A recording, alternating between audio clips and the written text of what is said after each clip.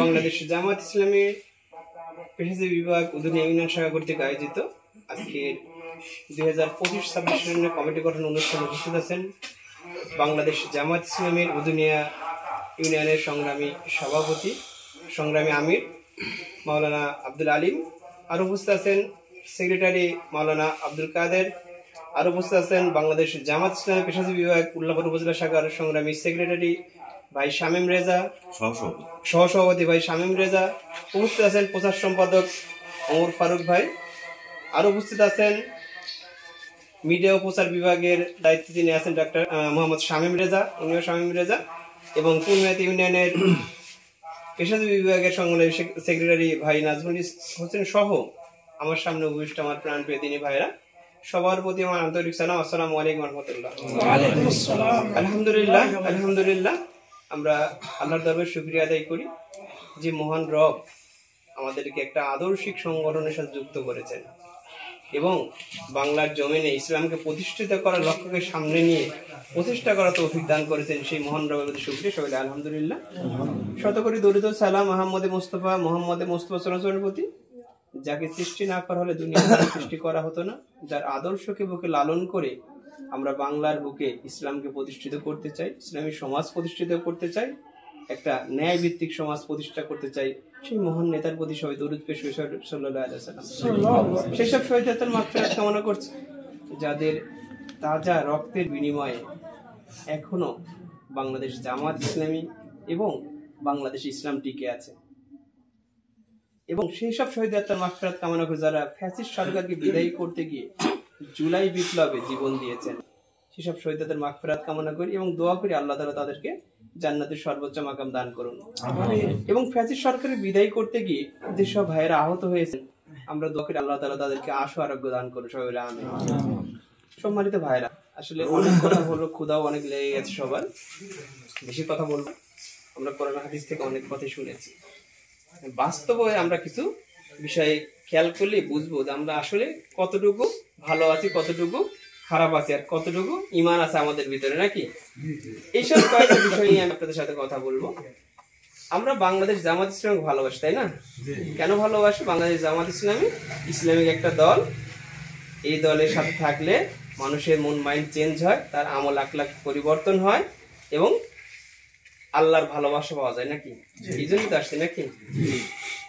এখন আমরা এখানে অনেকেই আছি, তাই না?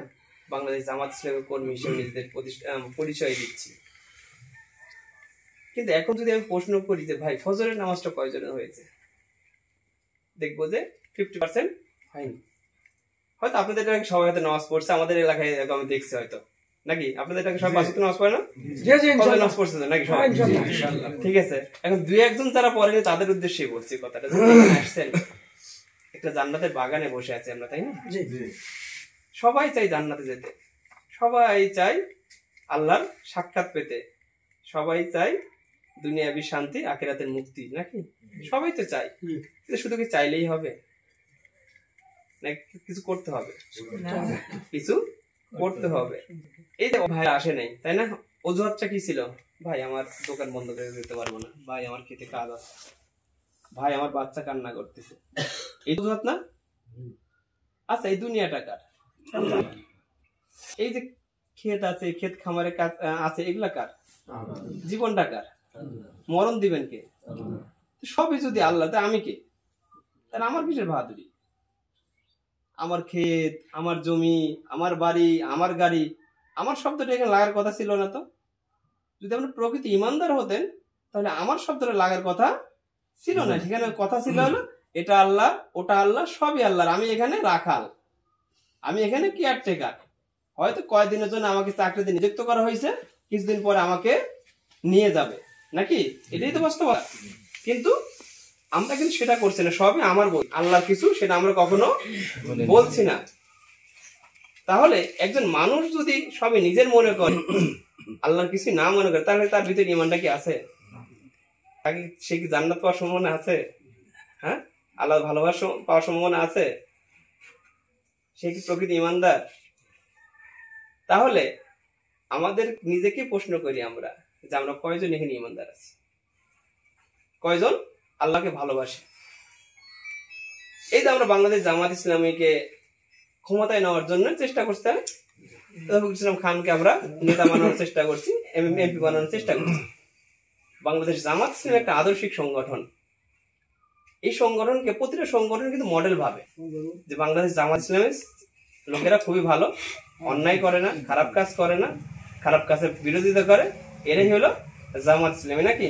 এটা কিন্তু সবাই জানে। এখন আপনি আমি যারা আছি, বাংলাদেশ জামাত ইসলামী ক্ষমতায় চলে গেল, আমরা ভোট দিলাম, জামাত ইসলামী ক্ষমতায় চলে গেল, আমার আপনার আখলাখের পরিবর্তন হয়নি, আমি নামাজ পড়ি না, অন্যায় কাজ থেকে দূরে সরতে পারি নাই, তাহলে বাংলাদেশ জামাত ইসলামী ক্ষমতায় আমার কোনো লাভ হয়েছে? হয়েছে কোনো লাভ? নাকি বাংলাদেশ জামাত ইসলামী কথা দিচ্ছে যে আপনি আমার দল করেন, জান্নাত নেওয়ার দায়িত্ব আমার, নাকি তাই হেসে নিয়ে যাবো? অনেকেই বলে না যে আমরা এরকম স্বপ্নে দেখলাম যে আল্লাহ তাআলা শাসক দাঁড়ায় আছে, আল্লাহ তাআলা বলছে অমুক লোকের সব বাহিনী সব জান্নাতে চলে যাবে, কারোর হিসাব পাবে না, এরকম কেউ বলছে? বাংলাদেশ জামাত ইসলামী ছায়াতলে আসছেন, এখানে আপনাকে নিজেকে পরিবর্তন করতে হবে, নিজের আখলাক চরিত্রকে পরিবর্তন করতে হবে। আমরা অনেক সময় বলি না যে ভাই এত আজকে যেমন কত মানুষ কিন্তু আসছে মাত্র কিন্তু কোটি কয়েক মানুষ, তাই না? এখানে আমাদেরও যারা দায়িত্বশীল আমরা আছি, আমাদেরও হয়তো দাওয়াতের কিছুটা ঘাটতি আছে, কিংবা আমাদের ভিতরে কোনো খামতি আছে যেটা কারণ আমাদের কথাকে আল্লাহ তাআলা ওনাদের কর্ণগহ্বরে পৌঁছায় নাই। আমরা হয়তো মিথ্যা কথা বলি, আমরা তো খারাপ কাজে আছি, আমরা হয়তো খারাপ কিছু খাচ্ছি, যার ফলে কিন্তু আমাদের কথাটা তাদের কানে যায় নাই নাকি? আবার এমনও হতে পারে যে আমাদের দাওয়াতের কোয়ালিটিটা ওই রকম হয় নাই, দায় ছাড়া কোয়ালিটি হয়েছে, হয়তো আমরা তাকে শুধু ফোনেই দেখছি, তার কাছে যায়নি একবারও, তাই না? এখন একজন যদি বলে ভাই জামাত টামাত করবো না, ও দলের পিছনে আমি নাই, পরের দিন আর আমরা যাই না ওখানে, হ্যাঁ রে ও বলছে জামাত করবে না, দরকার নেই, এটাই কি আমাদের উচিত? নাকি ওই মানুষটাকে বারবার দাওয়াত দেওয়া উচিত? আল্লাহ রাসূল আবু জাহেলকে কতবার দাওয়াত দিয়েছিলেন? 600 বার। তাহলে আল্লাহ রাসূলের যদি সৈনিক হই আমরা, তাহলে আমাদের কি করতে হবে? আমাদের 600 বার, আমাদের 6 বার তো যাইতে হবে নাকি? তো একবার যাই হেফসে গেলেন, আর জানি না তার বাড়িতে, তাকে দেখলে দৌড় তুমি অমুক দল করো, তোমার সাথে কোনো কথাই নেই, এরকম করে চলবে না। যদি বাংলার জমিন আপনি ইসলামকে প্রতিষ্ঠিত করতে চান, গরু ছাগলের প্রতিষ্ঠিত করবেন, গাছের উপরে, কার উপরে? মানুষের উপরে প্রতিষ্ঠিত নাকি? তাহলে প্রথমে আগে নিজের উপরে ইসলামটা প্রতিষ্ঠিত করতে হবে, এরপরে অন্যান্য মানুষকে দাওয়াতি কাজে কি করতে হবে? বারবার দাওয়াত দিতে হবে, বারবার দাওয়াত দিতে হবে, যতক্ষণ পর্যন্ত সে দাওয়াত কবুল না করে। বারবার অপমান করলো আপনি তার কাছে যেতে হবে। আচ্ছা, গেলে কি আপনার লস হয়? সব পান না ওখানে? আল্লাহ তাআলা ভালোবাসা পান না? পান তো নাকি? তাহলে কেন যাব না আমরা? এই যে দোহাই দিচ্ছি, গত পরশুদিন একটা পোস্ট দেখলাম আমি ফেসবুকে, একজন মারা গেছে, তার লাশ পিছনে রেখে ব্যাডমিন্টন খেলা চলছে, একজন মারা গেছে, বিয়ের অনুষ্ঠান চলছে, তার লাশ পাশে রেখেই। এটাও কি আমাদের কোনো বিবেক বুদ্ধির উদয় হয় না যে আমি আসলে কিছুই না? এই যে সন্তান সন্ততি সংসার নিয়ে পড়ে আছি, এরা আমার কি আমাদের দিন কোনো কাজেই আসবে না? মিথ্যা কথা বলতেছে, অন্যায় করতেছে, আইল ঠেলতেছে, আইল কোবাচ্ছি, লাভটা কি হচ্ছে? ক্ষতি তো আমার, আলটিমেটলি ক্ষতিটা আমার। আমি দুনিয়ার অ্যাকাউন্ট ভারী করছি, কিন্তু আখিরাতের অ্যাকাউন্টটা শূন্য। কিন্তু আমাদের কি ছিল? আখিরাতের অ্যাকাউন্টটা ভর্তি করার কথা ছিল নাকি? কিন্তু আমরা আখিরাতের অ্যাকাউন্ট নিয়ে কোনো চিন্তিত নই। দুনিয়াতে যদি কাউকে বলা হয় ভাই এমন একটা ব্যবসা আছে যে 1 টাকা দিলে 70 টাকা পাওয়া যায়, দেখবেন হুমড়ি খেয়ে পড়ে গেছে, পরে না? এই আল্লাহ এখানে এত লাভ। দুনিয়াতে আপনার বিপদ হলে আমি না হেল্প করলে আমাদের ফারুক করবে, না হলে না একজন করবে, কিন্তু এমন একটা সময় আসবে আখিরাতে আপনি কি হেল্প করবে? একটা কিছু চিন্তা করে দেখছেন যে কে হেল্প করবে আপনাকে? আপনার সন্তান আপনাকে চিনবে না, আপনার স্ত্রী আপনাকে চিনবে না, আপনার বাপ মা আপনাকে চিনবে না। তাহলে ওই দিনকার সঙ্গী কে? আপনার নেক আমল।